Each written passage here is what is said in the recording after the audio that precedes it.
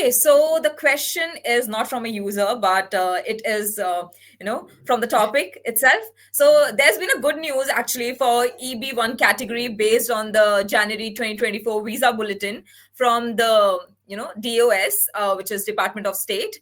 So the question here is, please explain to our viewers, Attorney Prashanti, in detail on the changes from December 2023 visa bulletin and a good move on the EB1 category.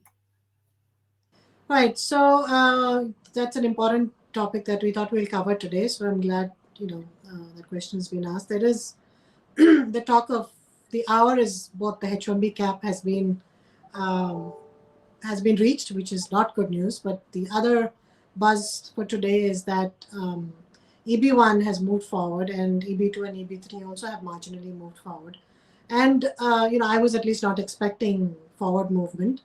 But so basically what has happened is there has been forward movement because this is the second half of the year for visa processing. So that's where we see a huge forward movement for EB1 in for both India and China, and also for some other, as I said, employment-based categories, because this is the second quarter of the fiscal year. And so, some additional visa numbers were made available, because visa numbers are usually made available in increments because they want to see how many have been used for the first quarter, and then, they accordingly distribute the visa numbers by quarter. So they've made some other, some additional visa numbers available. As you know, for those of you who know, EB1 has really got backlogged for Indian nationals from being current to going back to 2019. So now in the January visa bulletin, the EB1 for final action dates, again, there are two tables. One is a final action date table, not to confuse you all with too much information. And there is another table which is dates for filing table. So every month USCIS will let us know which table they're using. If it is dates for filing table, that means you can file your green card, but you won't get it until your date becomes current based on the final action date table. But you can file. That's the advantage. And there are many advantages to filing a 485, because you can get EAD, you can change jobs, you can get advance parole to travel. So it makes sense to be able to at least file even if you don't get the green card. So there's been a movement in the final action dates. The final action dates are the final dates based on which you can actually get a green card once you file. For EB1 India, it's moved ahead to September 2021. So there's a jump of 3 years and 8 months for EB1 India. So that's a huge jump.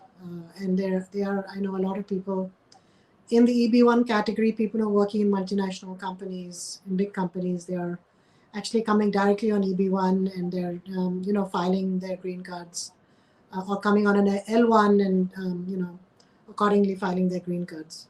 For China, the date advanced to July 2022, and EB1 is, of course, current for the rest of the world, so there's no change there. There's also some forward movement for EB2, employment-based category. For EB2, the cutoff date moved up to March 2012. That's a forward movement of 2 months. Something is better than nothing, because we were not expecting any forward movement because of the, high demand for the Indian EB2 numbers. Similarly, China moved ahead to June 2020, and EB2, all other countries also moved to November 2022. So if you're any other country other than China and India, it's moved up by 3 months and 17 days. Now remember, your country of origin is the country that you were born in, not that you're not the country that you're a citizen of. So it's nationality based on birth. So you have to always look at the visa numbers based on that. EB3, again, a marginal forward movement of 1 month for India, moved to June for May. So June 2012, not much of a movement. EB3, China has moved to September 2020. And the rest of the world is moved forward by 8 months. So, quite a good forward movement. And of course, we have other categories as well. We have EB5 category, and for India has moved up. If anybody's filing EB5, which is the investor visa, it's moved up to December 2020. So that's a significant forward movement. And similarly for the other categories as well. For EB5 for worldwide is current, so you can file your green card immediately if you don't belong to China or India. Now, as I was telling you, there are two tables, right? Filing action, dates for filing, and final action dates. Now, for the dates for filing table, it looks something like this. There isn't, for EB1, again, there has been a movement. So EB1 has moved to January 2021. That's a jump of 1 year and 6 months. So, you can make use of that and file your green card if, you've reached, if your I-140 was filed, or your labor cert was filed on that date. And in the case of an L1, EB1, it would be I-140 filed on that date. So if you look at the dates for filing and final action dates charts, they're much closer now than they were before. So this forward movement has made the dates for filing and final action date table closer to each other, so more realistic. That's what I've noticed, because it's January 2021 EB1 for India and September 2021 for final action date. So it's about a 6-month difference.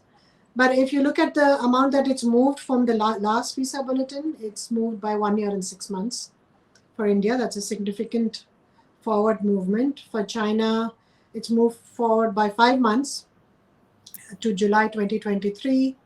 And for EB1 worldwide, unfortunately, all other countries, there's no forward movement at all.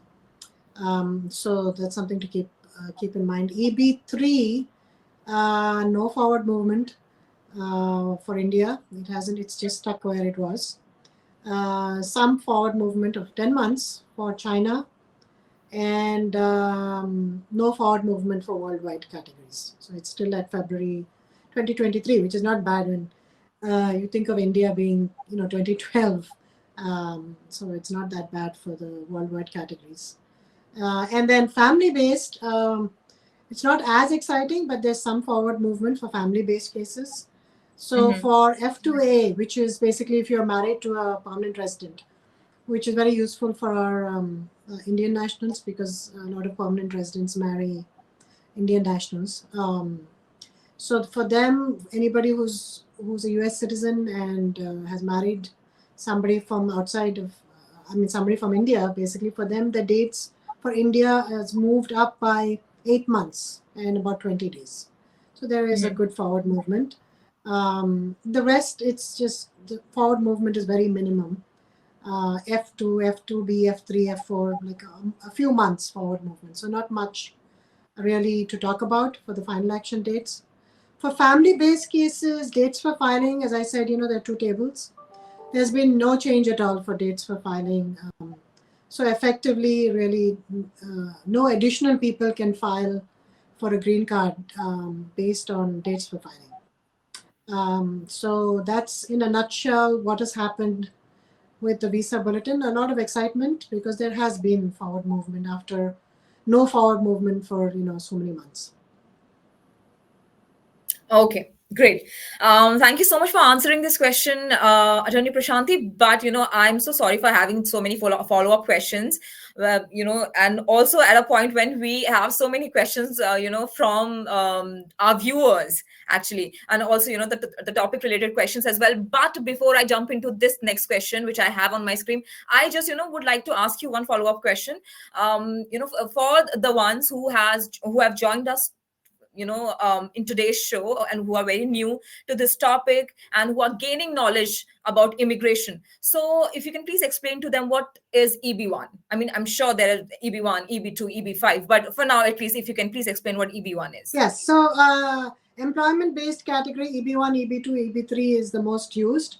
EB1 is, there are different categories for EB1. One is multinational executive, meaning you're moving from you're working as a managerial or executive level position. You're working in that position and you work there in your parent company, foreign company, for a year, and that company is moving you to US operations to take care of operations here in a multinational and executive position. So that's one type of EB1. There's also EB1 extraordinary ability. That is for people who have extraordinary ability, as the name suggests, in the field of sciences, arts, sports, business. So it could be anything, any extraordinary ability in these fields. There's also another EB1 category for researchers, people who have extraordinary ability in research. If they are scientists, and you have to show that their research is helping the US in some way. So these are the few, in a nutshell, categories that qualify for EB1. Okay, great. Thank you so much for your patience, Tani Prashanti. Are you an IT consultant seeking a new opportunity? We offer job placement services for US citizens, green cards, EADs, and visa holders. We also sponsor various work visas like H1B, E3, TN, and green cards. 20 plus years of experience in the industry. Exceptional employee benefits. Highly rated by our employees. Global presence with 200 plus recruiters and direct clients. Connect with us. Call us on the number 833-412-8472 or mail us at support@higheritpeople.com or visit our website www.higheritpeople.com.